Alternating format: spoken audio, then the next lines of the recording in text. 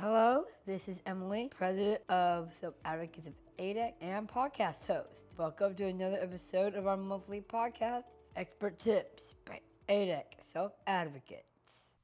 Welcome, everybody, to an April Fool's Expert Tips by ADEC Self Advocates with your host, Emily. Hi, everybody. And today, we also have Shailyn Matthews. You go by Shay, right? Yep, I go by Shay. All right. Today we are going to be talking about setting and achieving personal goals. And I hear that not only did you work in Special Olympics, but you're also a case manager. Correct. Yep. I work with the local Special Olympics program, and I'm a case manager with the Columbus organization. Ah. Yep. All right. Yeah, I was just going to ask you what you do at Special Olympics. What do I do for Special Olympics? Yeah. So I am the coordinator. So I help coordinate all of the sports, but I also coach track and softball. Cool. Yeah. In the meantime, what do you use to set personal goals? So I use things such as like sticky notes or a planner maybe, and I try to determine if it's going to be a long-term goal or a short-term goal so that I know how to plan it out for the future. Yeah, that makes sense. I put down if they're like realistic and easily obtainable goals or not. And that's great, yeah, because we want to make sure we can reach those goals. Yeah. Yeah. Like, I don't want to immediately assume I'm going to be able to make it all the way up to the entertainment business. And by that, I mean, I can't assume I'm going to be a model. Understandable. And I think it's important, too, when you're looking at attainable goals, to make sure that they're realistic in a time frame, right? Like, we don't want to expect to become a model in 2 days, right? Like, we know we've got to put the work behind it. Exactly. Yeah. So what do you do to stay motivated to achieve those goals? I build milestones. So I take a goal and I break it up into parts. And then when I achieve part of that part, I celebrate. And I usually celebrate with friends, maybe a cup of coffee, or I buy a new book. And then I go on to my next phase of my goal. And then at the end, when I achieve the big goal, then I like to get all of my friends together and have some kind of fun little get together to celebrate the goal and celebrate everybody's goals and the things that they're working on. That's fun. That's really cool. I like that idea. For me, I responded with it as if you want it done, try to see it through until it's done. Okay. And that's a really good perspective to have, right? Yeah. Because the only person that's going to achieve your goal is you. Yeah, how can you achieve your goal if you don't try to get it done? Absolutely. How do you measure progress with that goal? I would say I measure progress on reminding myself that we don't have to do it really fast, right? Like, this is a marathon and not a sprint. And so, I measure my progress by saying, okay, I made a little bit of this goal and it's okay to take a break. And reminding myself that breaks are important and that in the end, it will all be worth it. I like that. Yeah. Because, it reminds me of, a line that I heard in a Nike commercial. A misstep is still a step forward. I like that. I've never heard that before. That's really cool, though. Yeah. Yeah. Yeah, I like reminding myself if just because it isn't perfect doesn't mean that it can't still be in progress. I constantly remind myself of that because we're all a work in progress. Absolutely. And I am a firm believer nothing is ever complete, right? Something can always be worked on and achieved better, and we can keep perfecting it, but I am a firm believer that we can always work towards something else to continue to be the best that we can be. I completely agree. And for me, how I measure progress is that I check in on myself and check to see if there is progress to be made or if that progress has already been made. How do you determine your progress? What is progress to you? You know how teachers give out progress reports? Mm-hmm. I try and think about it like from that aspect. I try to see like how can you tell there's progress to remind yourself that you're not perfect, Okay, that's great. That's great. and that's okay. Yep, absolutely.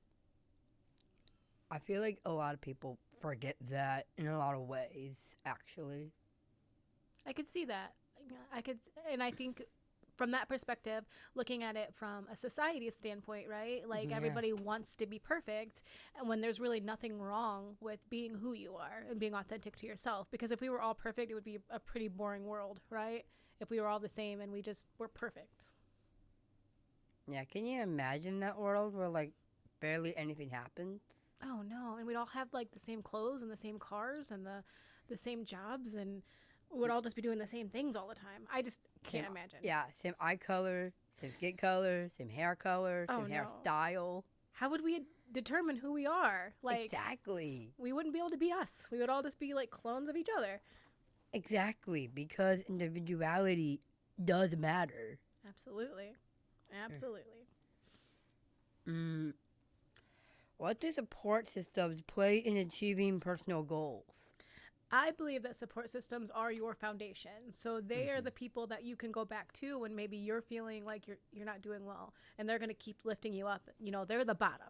They're the people you're kind of supporting you, but you're standing on them to keep moving up, right? And they're gladly there to help you and motivate you and support you and tell you keep going, it's okay, like keep making those steps forward. So I feel like a support system is that group of people that really says, I'm going to support you, I'm going to see you through this, and I'm going to celebrate with you in the end. Yeah. Yeah, I completely agree. Like our support systems are like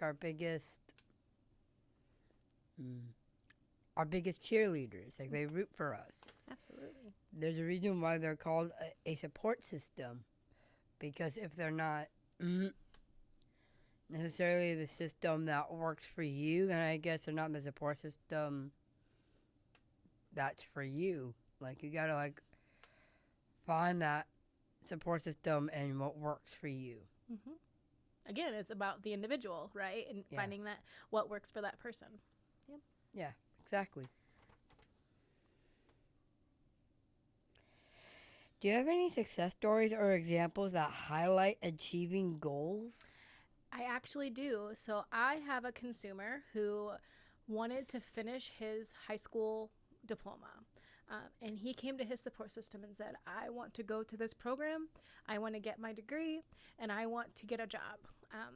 And he sat down with his support system and he laid out steps for this long-term goal. Like he laid out applying to school, and he laid out figuring out transportation, and he laid out how long he wanted to be in school. And I'm happy to announce that at the end of the school year, he will be graduating, and he has been going to school on his own. Like he now navigates transportation on his own, and it's a really cool story because like when he started, he was really not real sure about it, didn't think he could do it, and now he calls me every day to tell me the things that he's working on at school and how close he is to graduating. So it's a really cool like way to see that he started here, and you know we're almost to the end. He's almost achieved the goal that he was working towards. I love that. That's great. Yeah, it's awesome. Oh, what's he studying? Well, he's just working on getting his high school degree, like his Oh. high school diploma. Yep. All right. Yeah. Oh, I don't know why, but for a second I thought he was just getting his. No, not just, but like I thought he was going into college. Well, he does want to go to college once he's done, but he feels like once he gets his like high school diploma, he can get a job for a little while and then work towards college. But he said he needed a break. His brain needs a break from school before he goes back.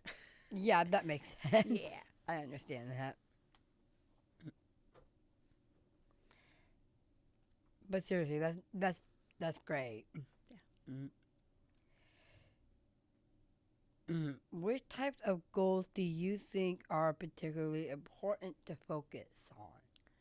I believe that the most important ones to focus on are the ones that people want. Again, I think it's about individuality. I always encourage people to look at goals for bettering themselves or learning new tasks, because you can never learn too much, right? Like you could always continue to learn new things.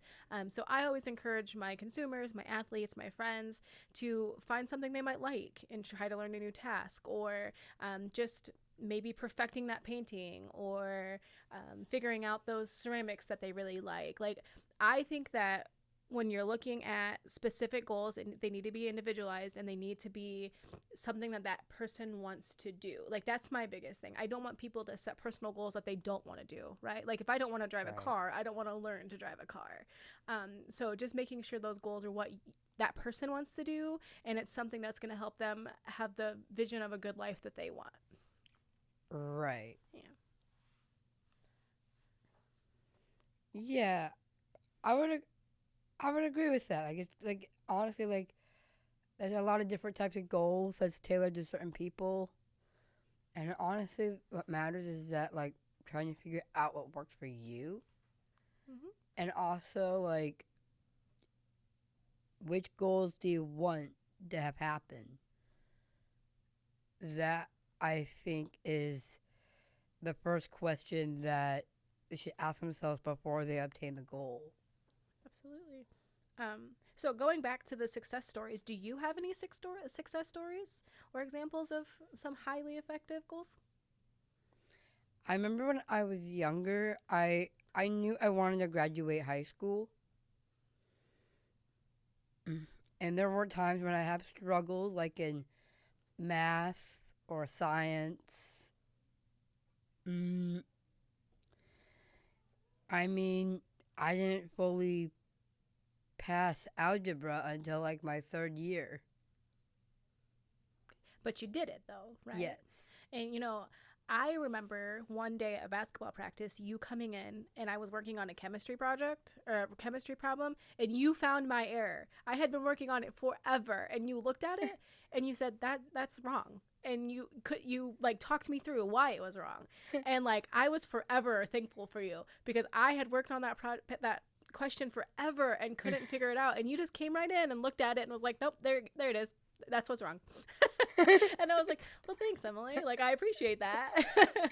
So it's cool to hear, like, and I do remember you graduating, because I remember you graduating. I remember watching you graduate, and I also remember sharing your story with Special Olympics at one of our we have what's called athlete spotlights, and that year you were an athlete spotlight for us. And also when you became prom queen, I remember that as well, and like we shared that athlete. So I think those are awesome goals that you work towards, and you achieved them, and like you had a great support system. Your parents were great. You had friends and family that were cheering you on, and I can tell you that everybody from Special Olympics was so excited to see that you graduated, and that I remember when you were elected prom queen, like I was getting messages like, that's Emily, I know her, that's Emily. I was like, yeah, that's definitely Emily. And it was really cool to see, and like to see you out in the community and have your bright, beautiful face for everybody to see.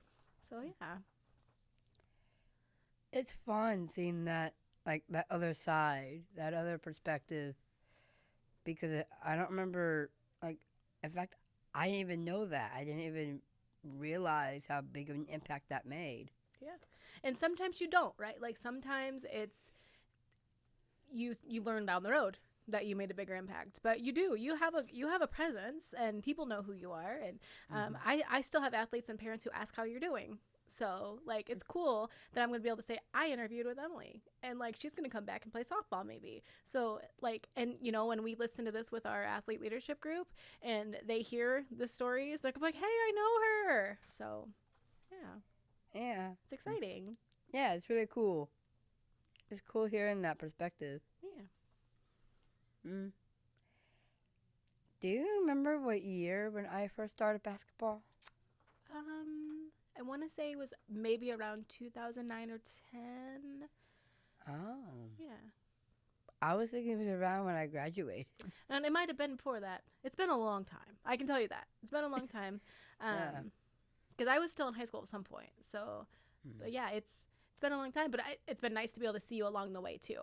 and see Yeah. like your growth and your change and all the things that you have achieved for yourself, like this podcast. It's amazing. Like, it's really cool that you do this, and all of your self-advocate work that you do. Like, I love seeing all of that and knowing that at one point we were a part of your story too. Like, we were a part of who you are now, and we hope to be a part of who you are moving forward. Yeah, it's great. Yeah. It's great seeing another perspective on who you thought you were, and then you realize, and then that layer gets pulled back, and like you see another side of yourself. Mm-hmm. Yeah, absolutely. All right. This has been Expert Tips by ADEC Self Advocates. Shay, thank you for coming. Thank you for having me. Yeah. Honestly, the pleasure is all mine. I'm really glad to see you. Same. Thanks for tuning in and hearing from your neighbors with disabilities. Check out next month's podcast for a new guest and topic. I am Emily, host of Expert Tips by ADEC Self Advocates. See you next month.